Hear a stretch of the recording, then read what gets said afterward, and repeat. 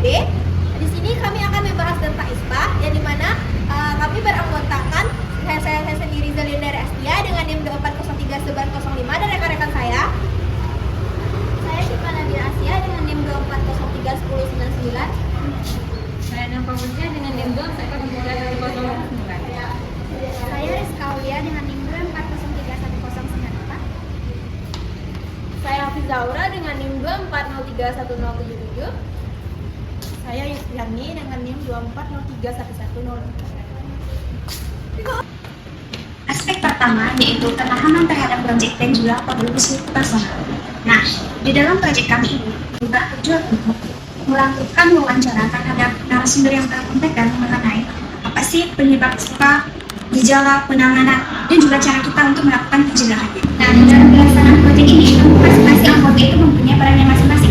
Di sini saya berperan sebagai pewawancara terhadap masyarakat sekitar yang terdampak oleh ISPA. Nah, di sini saya bertugas sebagai penyusun soal dan pertanyaan yang akan diajukan kepada narasumber. Saya bertugas sebagai mengurus surat permohonan wawancara. Dan saya sendiri bertugas sebagai mengatur jadwal pertemuan dengan narasumber. Di sini saya bertugas mendokumentasikan kegiatan selama wawancara. Di sini saya bertugas sebagai mengedit video dan menyusun hasil laporan kegiatan. Nah, bagian yang paling menarik atau menantang bagi saya itu selama proses wawancara. Karena di sini saya harus memastikan bahwa pertanyaan itu harus jelas, sopan, dan juga terstruktur. Agar jawaban yang kami peroleh untuk proyek ini juga bisa didapatkan dengan jelas dari narasumber. Nah, adapun motivasi saya selama pengerjaan proyek ini sebagai pewawancara yaitu untuk meningkatkan skill saya dalam berkomunikasi dengan masyarakat luas. Selain itu, saya juga ingin mengetahui dan memperdalam pengetahuan saya mengenai penyakit ISPA ini. Tugas saya sebagai pewawancara selama proyek ini sangat berperan penting untuk mencapai tujuan dari proyek itu sendiri. Karena di sini saya harus mendapatkan informasi yang berkualitas agar proyek ini juga berjalan dengan sesuai dan mendapatkan manfaat yang seharusnya. Dalam pengerjaan proyek ISPA ini, kelompok kami membagi tugas secara adil agar setiap anggota yang dapat berkontribusi. Karena anggota kami ini ada 6 orang, jadi kami membaginya menjadi 2 tim yang terdiri dari 3 orang untuk melakukan wawancara di tempat yang berbeda. Pembagian ini dilakukan untuk memperoleh data yang dihasilkan dari beberapa kondisi lingkungan yang berbeda. Nah, selama proses pengerjaan, kelompok kami menggunakan WhatsApp sebagai media komunikasi utama karena lebih praktis untuk koordinasi, berbagi informasi, dan mengatur jadwal diskusi. Selain itu, kami juga melakukan diskusi bersama saat diperlukan untuk menentukan hasil wawancara dan menentukan langkah selanjutnya. Setiap anggota ikut berperan dalam proses diskusi dan pengambilan keputusan dengan menyampaikan hasil wawancara dan pendapat masing-masing. Jika terdapat perbedaan pendapat, kami menyelesaikannya melalui musyawarah dan mempertimbangkan data yang diperoleh dan sesuai dengan tujuan proyek kami. Nah, secara keseluruhan, suasana kerja kelompok kami cukup terbuka dan saling mendukung, sehingga setiap anggota kelompok memiliki kesempatan yang sama untuk menyampaikan ide dan juga kontribusi dalam penyelesaian proyek itu.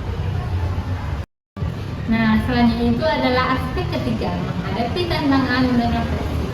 Selama mengajarkan proyek strategi mitigasi ISPA akibat polusi udara, tantangan terbesar yang kami hadapi adalah mencari waktu yang cocok atau diskusi. Karena jadwal setiap anggota ini berbeda-beda. Selain itu, informasi yang kami dapatkan ini harus benar dan sesuai dengan topik. Nah, untuk mengatasinya, kami membagi tugas sesuai dengan kemampuan masing-masing dan tetap aktif berkomunikasi melalui grup. Jika ada perbedaan pendapat, kami akan berkomunikasi atau mendiskusikannya secara bersamaan sampai menemukan solusi yang terbaik. Di proyek ini kami belajar bahwa berkomunikasi, tanggung jawab, dan bekerja sama itu sangat penting dalam sebuah kelompok. Jika proyek ini diulang, kami akan memulainya lebih awal untuk mendapatkan waktu yang lebih luas mengerjakan proyek ini agar hasilnya menjadi lebih baik. Saya akan menjelaskan aspek yang kelima, yaitu penguasaan materi dan keterampilan riset. Proyek ini sangat berkaitan dengan kesehatan tubuh manusia karena saluran pernafasan berfungsi sebagai menyediakan oksigen yang dibutuhkan oleh seluruh anggota tubuh. Polusi udara seperti debu, kendaraan bermotor dapat masuk ke dalam saluran pernafasan hingga alveolus paru-paru, sehingga risiko penyakit ISPA itu dapat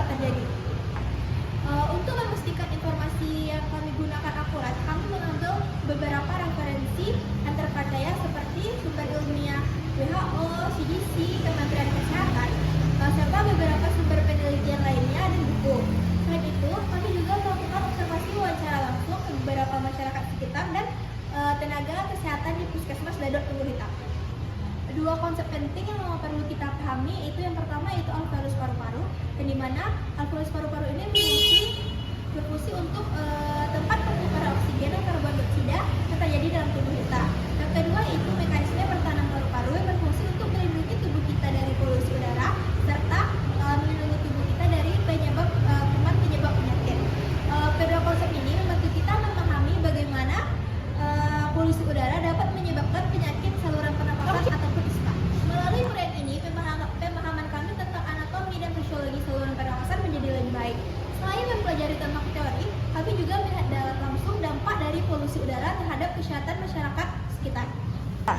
Untuk menyampaikan informasi kepada masyarakat umum, kami menggunakan bahasa yang sederhana dan media edukasi seperti poster, agar informasi seperti penyebab, gejala, dan cara penjagaan ISPA mudah dipahami oleh masyarakat.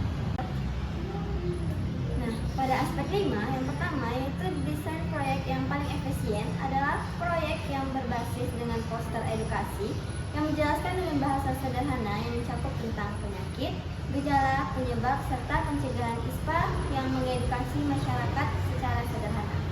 Dan inovasi dan keunikan pada proyek ini yaitu materinya berdasarkan hasil observasi wawancara tenaga kesehatan serta masyarakat yang berada di sekitar air tawar.